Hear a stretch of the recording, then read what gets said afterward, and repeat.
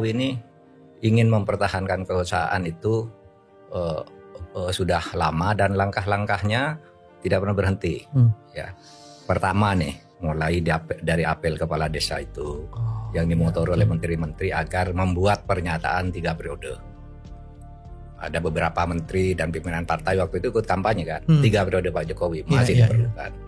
Tapi masyarakat sipil, pejuang demokrasi dan penegakan hukum ngelawan habis-habisan, partai politik seperti Ibu Mega ngelawan, sehingga itu gagal. Sudah itu dimunculkan lagi ide, kalau tidak bisa 3 periode, diperpanjang 2 tahun atau 3 tahun kan, karena COVID itu kan mengganggu, pemerintah nggak bisa kerja. Wah itu dilawan lagi kan. Pokoknya harus pemilu, apapun alasannya Pak Jokowi bagus atau tidak, kalau udah 2 periode habis ya habis. Itu kan pernyataan publik yang didukung juga kemudian oleh Bu Mega. Nah itu akhirnya berhasil kan, kita menetapkan jadwal pemilu, menetapkan peserta pemilu. Tiba-tiba muncul lagi tuh pada bulan April tahun 2023 ketika Partai Prima yang tidak dikenal apa-apa. Iya toh, dia sudah tidak lolos di KPU, lalu perkara ke Bawaslu, di Bawaslu tetap tidak lolos, perkara ke PT UN, kata PT UN tidak lolos, sudah tidak ikut. Tiba-tiba April gugat perdata, kan? Ini pasti rekayasa besar, ya kan? Masa orang tidak tahu bahwa masalah pemilu kok dibawa ke pengadilan perdata?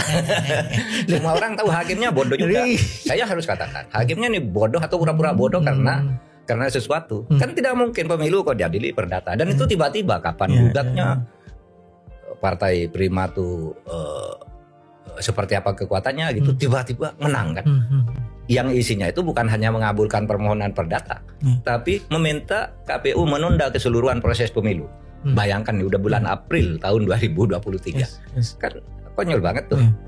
Sudah kurang 10 bulan kan pemilu waktu itu. Wah ramai se-Indonesia gitu. Itu tahap terakhir. Sudah itu kita gagalkan juga, Oke, enggak jadi presiden, sekarang masuk ke MK. Ya kan, alangkah berikutnya saya enggak, kalau saya enggak dapat anak saya kan gitu kira-kira. Pakai lagi kalau itu. Ribut lagi kan, ribut. Dan itu jelas melanggar konstitusi, melanggar kepantasan dan sebagainya. Tapi kan ada dalil dalam hukum itu, apa yang putuskan oleh hakim itu mengikat. Ya kan, meskipun Gibran salah, ya mengikat. Konstitusi mengatakan putusan MK final dan mengikat, meskipun itu salah kan gitu. Nah kalau salah kok mengikat, ya hakimnya dong yang ditindak. Terbukti kan, hakimnya, ketuanya harus berhenti, terbukti melanggar tuh. Tapi karena hukum mengatakan apa putusan hakim itu kalau sudah inkrah nggak bisa dilawan ya. Mahfud MD wanti-wanti upaya Jokowi menunda peralihan jabatan presiden. Apakah pelantikan Prabowo akan ditunda? Raja Jawa bakal tetap menjabat? Mahfud MD bongkar ini ya. Coba kita bacakan sebagaimana diberitakan oleh Rakyat Merdeka Online ya. Ya saudara sekalian, Mahfud MD wanti-wanti upaya Jokowi menunda peralihan jabatan presiden Republik Merdeka. Mantan Menteri Koordinator bidang politik, hukum dan keamanan Mahfud MD mewanti-wanti masyarakat untuk tidak lengah, khususnya terhadap upaya menunda peralihan kepemimpinan negara dari Presiden Joko Widodo kepada Presiden terpilih Prabowo Subianto. Hal tersebut disampaikan Mahfud saat diundang mantan Ketua Komisi Pemberantasan Korupsi KPK Bambang Wijoyanto dalam podcastnya yang disiarkan melalui kanal YouTube. Mulanya Mahfud bersyukur masyarakat sudah semakin sadar dengan gelagat rezim Jokowi yang ingin memperpanjang masa jabatan kekuasaannya. Bahkan hal itu sudah lama ia ketahui. Pak Jokowi ingin mempertahankan kekuasaan sudah lama dan langkah-langkahnya tidak pernah berhenti, ujar Mahfud dikutip RMOL Sabtu. Dia memaparkan pertama kali Jokowi melakukan rencana perpanjangan masa jabatannya menjadi 3 periode terjadi pada Maret 2022 yang diinisiasi oleh Asosiasi Pemerintahan Desa Seluruh Indonesia APDESI dan beberapa menteri ya. Waktu itu muncul nama mantan anggota DPD dari Partai Amanat Nasional ya. Pertama mulai dari apel kepala desa yang dimotori menteri-menteri untuk membuat pernyataan 3 periode. Jadi diduga menteri itu menteri senior itu ya. Ada beberapa menteri dan pimpinan pada waktu itu ikut kampanye 3 periode Pak Jokowi katanya. Tapi masyarakat sipil, pejuang demokrasi dan penegakan hukum melawan habis-habisan. Partai politik seperti Bu Mega melawan sehingga itu gagal urainya. Pimpinan partai politik ya. Kemudian mantan Ketua Mahkamah Konstitusi juga mendapati politisasi hukum oleh Jokowi dan kelompok pendukungnya untuk menjadikan masa jabatannya hingga 3 periode. Sebagaimana terjadi pada tahun 2023 melalui gugatan perdata Partai Prima ke Pengadilan Negeri Jakarta Pusat terkait proses pendaftaran partai politik peserta pemilu 2024. Partai Prima tidak lolos di KPU, lalu memperkarakan ke Bawaslu juga tidak lolos, dan memperkarakan ke Petun juga tidak lolos. Tapi tiba-tiba April gugat perdata, kan pasti ini rekayasa besar, kata Mahfud menyesalkan. Mana mungkin pemilu digugat ke perdata dan orang tidak tahu itu kapan gugatnya, partai itu seperti apa kekuatannya, dan tiba-tiba menang gitu. Dan isinya putusannya bukan hanya mengabulkan permohonan perdata, tapi meminta KPU menunda keseluruhan proses pemilu. Bayangkan sudah bulan April tahun 2023, kan konyol banget tuh sambungnya. Selain itu Mahfud juga mendapati Jokowi ingin menjadikan status kedaruratan COVID-19 sebagai alasan memperpanjang masa jabatan presiden. Kemudian setelah itu, karena gagal maka didapati upaya lain berupa mengintervensi MK agar memutus perkara uji material norma batas usia calon presiden dan calon wakil presiden agar putra sulungnya Gibran Raka Buming Raka bisa ikut pemilihan presiden Pilpres 2024. Makanya ini saya katakan sudah busuk semua, sudah dibusukkan. Apalagi tiba-tiba muncul putusan MA yang untuk Kaisang. Itu memang untuk Kaisang saja, karena sesudah itu yang mengatakan akan mencalonkan Kaisang, urainya. Oleh karena itu Mahfud mewajari apabila ada protes besar-besaran pada pertengahan Agustus kemarin di DPR dan beberapa kantor DPRD di daerah-daerah.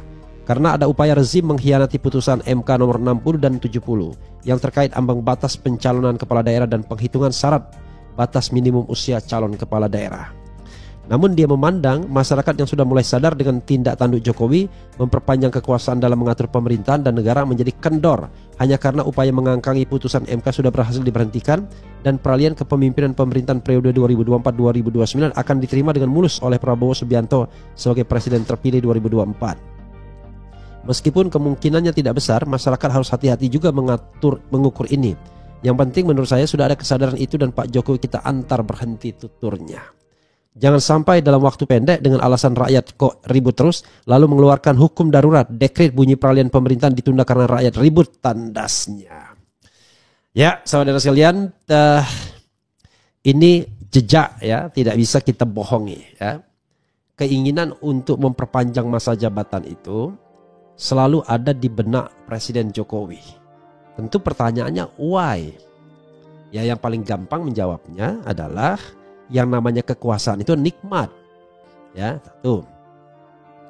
Kemudian ya, dia khawatir. Jadi spektrum, ini analisis saya ya, spektrum Presiden Jokowi untuk mempertahankan kekuasaan itu lebar banget. Mulai dari protection ya, kekhawatiran diproses, sampai kemudian kenikmatan jabatan yang dia tidak mau tinggalkan karena usianya masih muda. Bayangkan Pak Jokowi itu ya, Jokowi kelahiran tahun 61. Usianya baru 63 tahun. Bayangkan Prabowo Subianto saja yang usianya 10 tahun lebih tua baru akan dilantik. Prabowo Subianto kelahiran tahun 51. Surya Paloh, Megawati, kemudian Yusuf Kala, itu SBY, itu kelahiran tahun 40-an. Ya, walaupun 40-an akhir ya, kecuali Yusuf Kala.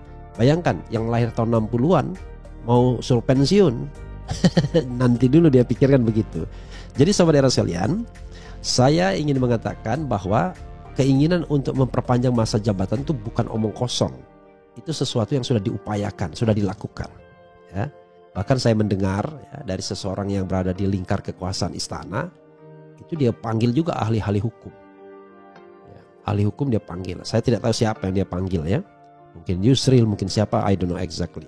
Tapi intinya adalah rekomendasinya ya, kalau kita baca Nawadosa di Tempo melalui Andi Wijayanto yang waktu itu adalah Gubernur Lemhanas, ya perpanjangan masa jabatan itu bisa dilakukan dengan cara mengubah konstitusi. Nah, mengubah konstitusi itu mudah sekali dilakukan hanya dengan memegang, menyandra ketua-ketua umum partai politik. Nah, fortunately ya, dalam konteks ini Megawati Soekarno Putri itu yang menolak perpanjangan masa jabatan. Jadi gini, saya ingin mengatakan bahwa yang namanya hubungan antara Megawati dan Jokowi itu memang pasang surut. Dalam hal perpanjangan masa jabatan, Megawati jelas yang menolak. Dan kita ingat siapa yang ngomong perpanjangan masa jabatan itu? Bahlil, Muhaimin Iskandar, kemudian siapa lagi? Luhut Binsar Panjaitan. Kan itu yang ngomong tentang perpanjangan masa jabatan.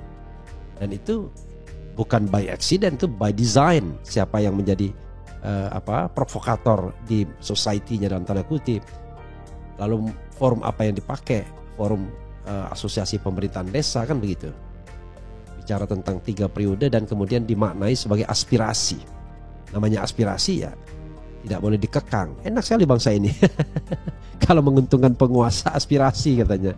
Tapi kalau tidak menguntungkan kuasa provokasi. Jadi itu bedanya aspirasi dan provokasi. Kalau menguntungkan, once again ya, kalau menguntungkan penguasa aspirasi. Kalau tidak menguntungkan penguasa, bahkan mengkritik penguasa, namanya provokasi ya. Luar biasa. Saya bikin lagu ya. Ini aspirasi, bukan provokasi. Karena yang untung Raja Jawa. Tapi Raja Jawa kalau tidak untung maka jadi provokasi. Jadi sobat era sekalian, ini hal yang harus kita catat ya. Nah, pertanyaannya adalah apakah kemudian ada upaya ya untuk menunda pelantikan atau bahkan meniadakan pelantikan Prabowo Subianto? Dalam konteks pengesahan RUU Pilkada, saya menengarai itu sesungguhnya. Begini ya.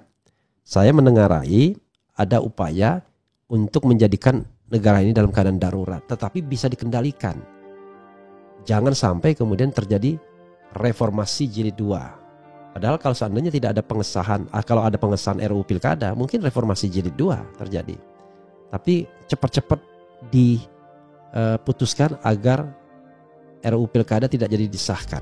Makanya analisis saya mengatakan ya, ini analisis sekali lagi ya, bahwa kelihatannya istana lama menginginkan sebuah keadaan darurat sehingga muncul legitimasi untuk mengeluarkan semacam kondisi darurat, entah darurat sipil, darurat militer atau apapun. Lalu muncul perpu, bahkan dekret presiden, dan salah satunya adalah untuk kembali kepada Undang-Undang Dasar 1945. Kenapa kembali kepada Undang-Undang Dasar 1945? Ini analisis sekali lagi ya. Analisis. Karena beberapa komponen society itu mendukung ya untuk kembali pada Undang-Undang Dasar 45. Seperti misalnya DPD, ketua DPD, beberapa intelektual, beberapa mantan jenderal zaman dulu dan lain sebagainya. Beberapa komponen society, beberapa pensiunan jenderal, kemudian pejabat-pejabat negara bicara tentang kembali kepada Undang-Undang Dasar 1945. Nah, kalau kembali kepada Undang-Undang Dasar 1945, maka Presiden Jokowi bisa dipilih kembali. Tinggal dia merekayasa MPR. Kemudian kan berarti kalau kembali pada Undang-Undang Dasar 1945, DPD bubar, kan ini masa peralihan, dibubarkan gak ada masalah. Kemudian akan dibuat tambahan utusan daerah dan golongan yang bisa dikendalikan oleh presiden. Maka utusan daerah dan golongan ini akan melebur ke dalam MPR dan kemudian akan memilih presiden dan wakil presiden sebagaimana sebelum reformasi konstitusi. Jadi ingat tahun 1999 ada pemilihan presiden oleh MPR terakhir kalinya di mana Gus Dur mengalahkan Megawati. Lalu pemilihan wakil presidennya Megawati yang akhirnya menang. Ya. Jadi sobat era sekalian, ini menunjukkan bahwa keinginan seperti itu bukan tidak ada. Nah, tetapi jangan sampai kemudian riot atau unjuk rasa ini kebablasan sehingga pemerintah tidak mampu mengendalikan lagi, sehingga yang muncul adalah reformasi jilid 2. Kalau reformasi jilid 2 yang terjadi, tidak saja pelantikan Prabowo digagalkan, tetapi bahkan Jokowi sendiri bisa langsung jatuh. Ini yang kemudian dihindarkan. Nah, melihat fenomena ini, dua kemungkinan ini, apakah kondisi darurat ataukah kemudian reformasi jilid 2, ini pasti tidak menguntungkan Prabowo Subianto. Makanya saya menganalisis, sekali lagi menganalisis ya, ini analisis. Makanya kemudian aktif sekali ya Dasko untuk mengatakan bahwa paripurna itu gagal, paripurna itu ditiadakan, paripurna itu tidak mencapai quorum. Padahal tidak ada track recordnya yang namanya DPR gagal menyetujui sebuah rancangan undang-undang walaupun ada demo besar-besaran. Sebagaimana demo KUHP, demo undang-undang perubahan